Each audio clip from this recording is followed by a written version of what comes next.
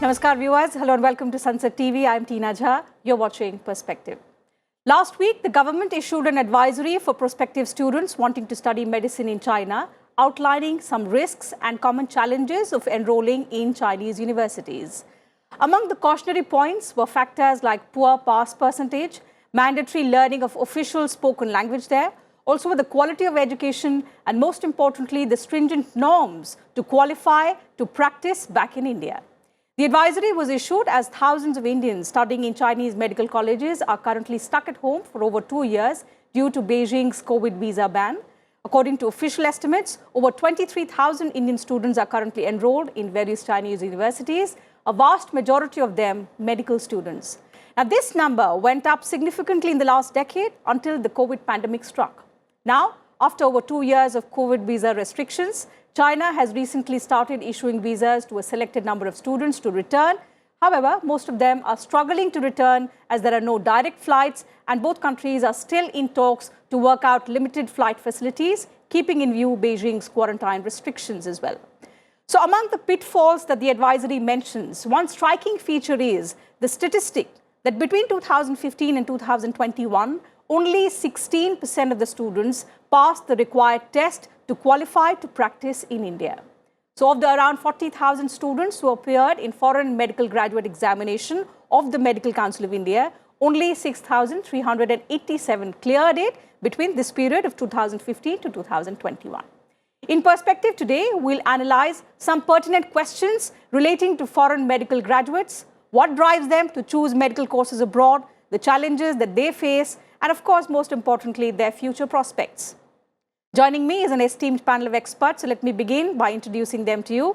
With me in the studio is senior journalist Ms. Urmi Goswami. Thank you, Ms. Goswami, for joining us on the program today. And joining us virtually is Dr. Naresh Chawla. He is National Joint Secretary, Indian Medical Association. Dr. Chawla, thank you for your time. Welcome to the program. Also pleased to welcome Dr. Ashish Mahendra. He is Counsellor Abroad Medical Education. Dr. Mahendra, thank you for your time and welcome to Sansad TV. Allow me to begin the program today with you, since we are talking about increasing number of students going abroad to countries like Russia, China, Ukraine to study medicine particularly. And of this huge number, or the official estimates suggest about 20 to 25,000 students every year are traveling to these countries to pursue education. So to begin with, let's try and understand what are the factors that are driving Indian students to flock to these countries to become medical professionals. For your question, we have to just see the root cause, and the root cause, if you see this year only stats, more than 18 lakh students have appeared in NEET UG, and almost 9,80,000 have qualified. If we see the medical structure in our country, approximately there are 92,000 MBBS seats in India. When we speak doctors, there is only one course, that is MBBS. Other than that, all Ayush courses. So out of 92,000, there are somewhere around 45,000 are the government seats, and remaining are private seats. So less than 600, if we see the cutoff from last 3 to 4 years, less than 600 marks, it is very hard to get even category student, OBC, SC, or general category student to get a government seats. So seats are less, then private seats are very much expensive. It is above than affordability of a middle class. It is approximately 80, 90 lakh and above 1 CR. So it's not affordable. That's why there are a lot of aspirants and students who want to become doctors. They have no choice. Like 9,80,000 students who have qualified NEET, and they only 92,000 seats, out of which 45,000 are private seats, which are very, very costly. They have no choice. They have to move abroad only, because if they have to complete, whether they have to meet their dreams, so they find an easy route to get a cheaper option in abroad. Okay, so I'll come back to you to understand, because you perhaps have played an important role in sending students also to all of these countries and the kind of challenges that they face. But first, let's look at the domestic factors. You've spelled two important factors, and let me take that across to Ms. Urmi Goswami: affordability and the demand-supply gap. So close to 9 lakh people have, students have cleared the NEET exam. Just last week, the results are out. Only about 90,000 seats available in the 612 medical colleges in the country. Are we running short of seats? Can we increase these seats to solve this problem of our students flocking to other countries? Okay, so there are two parts to it. I'll first quickly address the question of going abroad and the numbers. You mentioned the statistics between 2015 to 2021, 40,000 foreign educated medical graduates took the exam to qualify to work in India, right? And the other figure you mentioned was every year for the last decade about 20 to 25,000. Now, if you do the quick math, that's like 40,000 over this period of 7 years means about roughly 6 to 7,000 students per year. So explain to me where the remaining 13,000 went every year. So clearly there's a large number of the people who are going abroad to study who are not thinking of coming back. So now let's recalibrate the question about how do we meet the aspirations to become doctors who want to practice in this country and are not finding seats and therefore they're going abroad. That's a smaller universe of people, as we are noticing. And yes, we do need to increase medical institutions. And there are ways to do it. You know, you convert a lot of our district hospitals into teaching hospitals. We keep hearing of the plans that the government is talking about or has in store. We need to see how those plans actually sort of pan out. Even when you're talking about private institutions, if you do a map of private institutions, you'll realize it's concentrated in some states. So therefore, again, there is that mismatch of access and demand. So how do we increase? So that's a real problem, the one you mentioned about needing to increase the number of seats, medical education seats every year at the MBBS levels, at the undergraduate level, so that we have the need, we can meet our need for doctors, because that's again not met.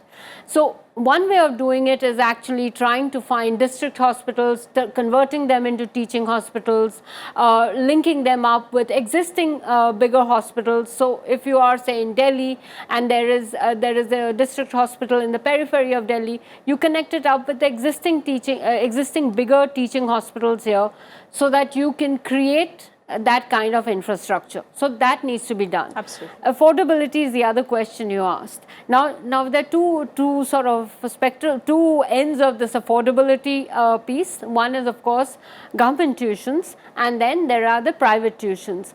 Can we have a system whereby actually you convert on the government side, you start charging more, but but support students with free ships, stipends, opportunities to earn, so that they can actually, so that you can meet, and scholarships, so that then those who really need the support get it, those who can afford to pay are actually paying.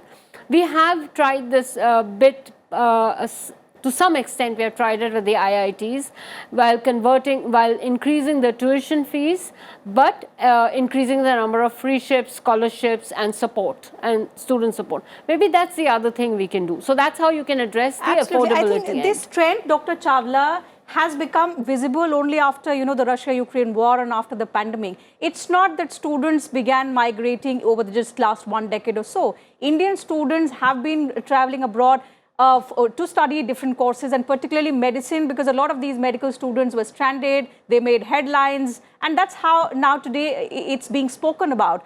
For the aspirations of a new India to be realized, we need to strengthen our ecosystem. So, you know, if we cannot meet the aspirations of the younger generation, of the demographic dividend, if you're not able to harness the potential, and if our students keep flocking to those countries, and as Ms. Goswami pointed out, if they're not coming back, it's a worrying trend for us, isn't it?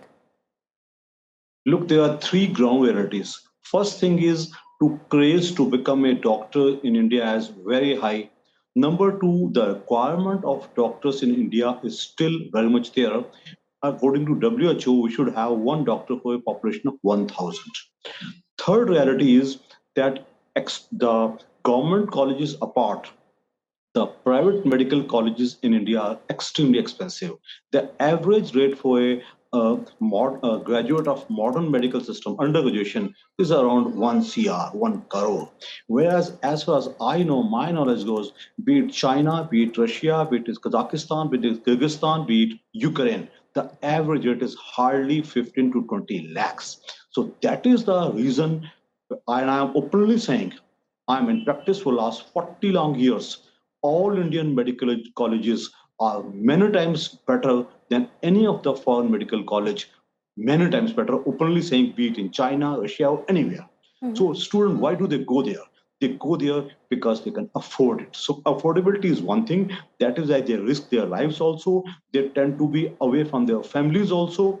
And they study in a place where English is not the dominant language. The language is either Chinese in China, Russian in Russia. So even then the people are going in big numbers. You rightly said this has been exposed only after when the Ukraine war started. Otherwise, it would have not known. And third thing, we should not forget the pass percentage of the foreign medical graduate test is hardly 10 to 12%. That means even after having spent 5 to 7 years in a alien land, they come back and they do not still become doctors. It is another matter. Many of them tend to become quacks and they still open their clinic and shops, becoming illegal doctors. So these realities have to be taken in cognizance by the Indian government and everyone. It is a huge wastage of human resource when a person goes there, studies 6 years, comes back, and don't forget. Cost is something that all of you have spoken about. It's one key factor which is driving students abroad. And the less number of seats. We have more aspirational people who want to become medical professionals. The required number of seats is too less. So perhaps these two factors pushing students to, go to other countries. But Dr. Mahendra, let me come back to you and understand on all of this concern regarding the quality of education. There are a host of courses for which the Indian students are going abroad. They are pursuing the course, coming back, and they're working in some or the other company, making it for a living. The question is here is, when it comes to the medical courses, why are there concerns about the quality of education? And even the statistic is supporting that very concern. So is there a shortcut that these universities are adhering to, which perhaps is not applicable to the Indian medical fraternity, and that's why they're not able to make it when it comes to practicing back in the country? See, it's not only the quality of education, in fact, the quality of the student. And our government is concerned to election because when Niti Aayog was mentioned, they mentioned because NEET was introduced to make a reform in medical education in India. That's why NEET exam came in existence in 2017. And a very nice, great initiative taken by our government for abroad students. They have filtered the student going abroad by making it mandatory to qualify NEET exam, then only you can go. Even this year, if we see the stats, if 9,80,000 had qualified, to approx 9 lakh students are there who are not qualified. These 9 lakh non-qualified students will not be able to go abroad also. That's why government has started putting some filter, at least some quality student can go. See, the qualifying marks is just 12%. 12% out of it, and if the student is not getting even 12% and he is flying abroad to pursue MBBS, I think he is not fit for MBBS course. That's why government has initiated, and later on there are a lot of reform has been done. Like they have introduced a common exam now. From 2023, they have introduced next exam, national exit test, and this exam will be common for everyone. Student is studying from India, student is studying from abroad. The baseline is whoever they will study, they will clear the exam and they can practice in India. It doesn't matter from where you are studying. Okay, but Ms. Goswami, looking at the statistic, do you think have we set the bar too high, or is actually the quality of education something abroad that's happening, particularly in these universities in China, in the Philippines, in countries like Kazakhstan? Is it a matter of concern that these students go there and when they come back, they're not able to clear the exam, their future hangs in balance? Think about it this way. You are a patient and you go to a doctor. You're expecting the best possible care, certainly, right? And, as Dr. Mahendra mentioned, the interventions that the government has done of having a level playing field, that is all medical graduates have to take this exam. It doesn't matter where you went. So the quality of, you'll filter out the question of quality by itself. I could go to the United States, I could go to Russia, I could go to Belarus, or I could go to Philippines. If I want to practice in India, I have to qualify this exam. Or I could have been trained here, right here in New Delhi. But if I want to practice in this country, I have to pass this exam. And because this exam is the floor of the basic qualification I should have, a basic level of knowledge and expertise I should have to be practicing medicine in this country. So in a sense, it's neutral. No, it doesn't privilege one country or one system over another. It just privileges the person's ability and expertise against a need to practice medicine in a safe manner so that patients are not put at risk, because that is what we have to ensure. That is what the government needs to ensure. It is true that there are aspirations. I can aspire to be a rocket scientist, but I may not have the capacity to, and therefore that other intervention of that everybody who wants to study medicine anywhere in the world, if you choose to come back to this country, or if you're leaving this country and going, you should take the NEET exam. If you qualify the NEET, then you can go and study anywhere. That means what? You have the basic aptitude. So if I were to take the NEET, I would fail it. So even if I want to become a doctor, I'm sorry, I'll have to find some other way of, absolutely, you know. That difference between aptitude and capacity has to be understood. Your question of quality is not just a question of their quality. It's a question that both Dr. Chawla and Dr. Mahindra raised. Are we not asking the other question? Are the students who are going really, you know, they want to become doctors? 15 lakhs, I think, was a figure that Dr. Chawla mentioned. So a lot of parents can afford to pay 15 lakhs, you know, for their child to become a doctor. The question is, would you want that person to be practicing medicine on you, or is that the best they can be? I'm not saying that there are no other issues. We mentioned other issues, but this is critical. So how do you have a neutral system that is not subjective, but that actually ensures those with aptitude actually study medicine, and then those with capacity to practice actually do it? So I think in a sense, these two measures that Dr. Mahindra mentioned are actually very good measures that seem to offset against this fear of quality of schools, quality of students. It kind of gives you a level playing field.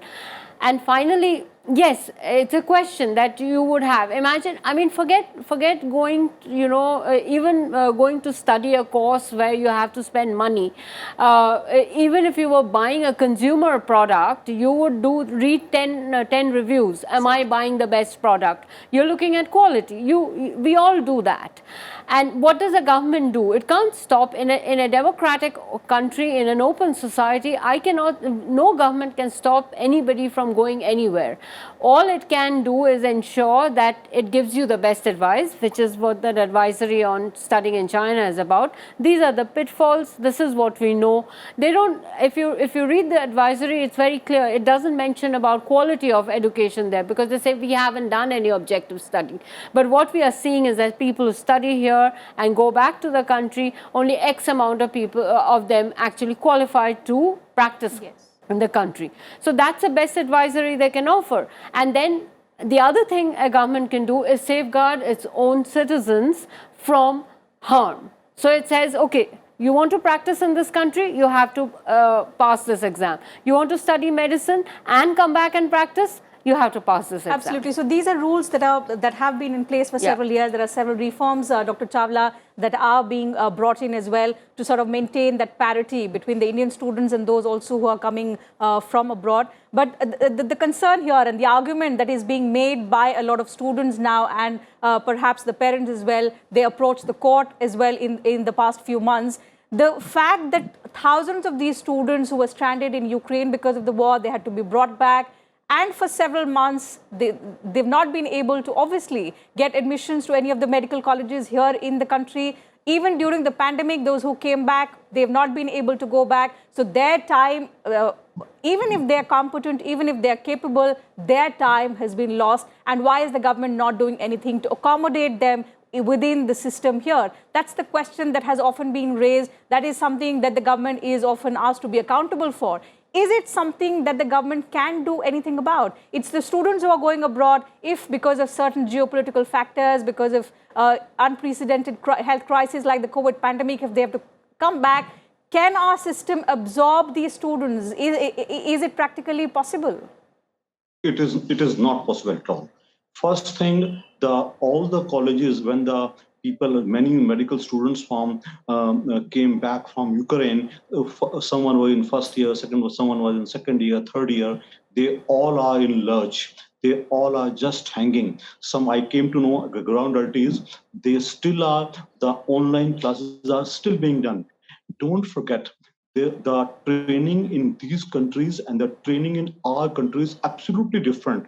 The kind of patients and the kind of diseases we have. As I already said, nobody goes to China to settle in China. Nobody goes to Russia to settle in Russia.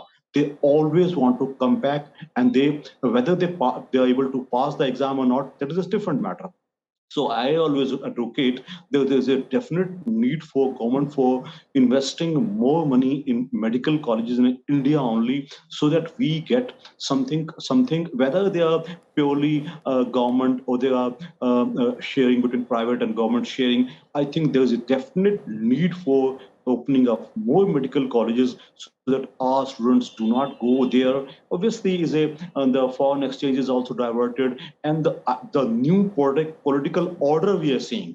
Don't forget, we do not have the best of political relations with China. Don't forget that the world order in Europe is changing altogether. So why do our students at all need to go to these countries if we can absorb them in our own country at some affordable rates? I think that is what the effort of all of us should be. Not only the government advisory, what we are doing on your media, on your television, what we are doing in social media should be a huge driving force to tell people that they need not go. And let me tell you honestly, even the worst of Indian medical colleges better than the best of medical colleges in all of the four places. And let me tell you, I am in touch with many students, many doctors who have come back. Even if they have passed the test, that does not make them the best of doctor, because the training which they receive, the kind of patients which they see there, there's a huge hell of a difference. But we see in India, the kind of tropical diseases, the kind of lifestyle diseases, the kind of technology we have, and India is perhaps a heaven for medical education also and medical treatment also. I am openly proclaiming, having seen the many places in Delhi, we are the most affordable country for the medical treatments also. There is a huge need to make India a huge medical tourism nation. That should be a huge source of revenue also for India and foreign exchange also. I think the country Absolutely. and I our think, government it's a complex situation, Ms. Goswami. I mean, the situation that we were earlier discussing as well before the start of the program, that, a situation wherein youngsters aspire to become something. Some of them may be capable enough because of affordability issues, they've had to go abroad. Now, because of these conditions, which is in no one's control. So there is a war that's happening, there is a pandemic that has struck. And for reasons like these, they've had to come back, and their future now is in the lurch. We do not have any provision to absorb them. So on one side is the future of these aspirants who are capable. They're not just aspiring, but they may be capable. On the other hand is the right of patients like us to get the best treatment. And we cannot have one solution to balance both of these. No, you can't have, there's no, one shoe fits all kind of a situation here. Now, if we take the students left in the lurch, their levels are then the first year and so on and so forth. There is a pathway. I think there's been a lot of conversation about a pathway for them in which they apply for an exam, then you find out which level they can be fitted into, but you don't have the infrastructure. Okay, so that's one. So that's a problem that that the government has to countenance, has to find a way of working through some form, but that's a limited problem in that sense. The bigger problem really is, are you producing the number of doctors you really need in this country? And that's not happening, because perhaps, as we mentioned right at the top, is that of the 25,000 students who go abroad to these 4 countries every year for the last decade, only 6,000 or 7,000 of them are actually coming back and taking the exam to work here. So that means at least these 7,000, if they had a place to go, they may have stayed on. Maybe another 3,000 or 4,000 may have also thought of studying in India, had they had the opportunity to. So the question really is not just about why, I mean, about catering to the people who are wanting to go abroad and study medicine at all costs, for which you are taking measures to ensure that, if they want to come back, they actually have the capacity to practice in this country. You're taking the option.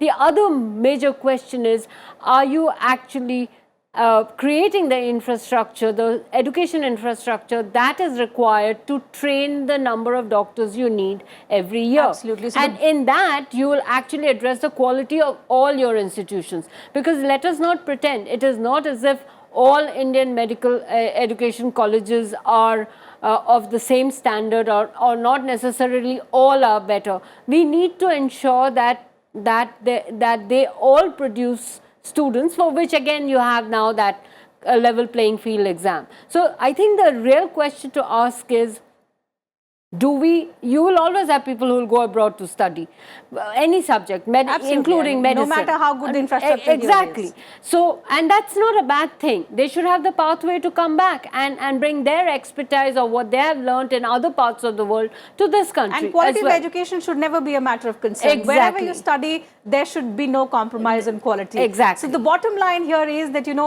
we've just been through the COVID pandemic. It's actually wreaking havoc still in some of the countries. We've been fortunate. We've been able to, recover well from the pandemic, both in terms of the people as well as the economy. But this is something that has, health is something that has taken precedence over everything else. So for our country, we are a largely populated country, and therefore it's a matter of extreme concern that our healthcare should be, sound enough. There should be access to healthcare, and of course, no shortage of doctors. That should never be the question when we are talking about access to healthcare. So quality of doctors and adequate number of doctors, and for that, adequate infrastructure is something that our panelists have obviously pointed out. So these are domestic challenges within the medical ecosystem that we need to address if we want better and affordable healthcare for each and every Indian in the times to come. Only then we can realize the dream of a developed country that the Prime Minister has, so often asserted, that by 2047, that is in the next 25 years,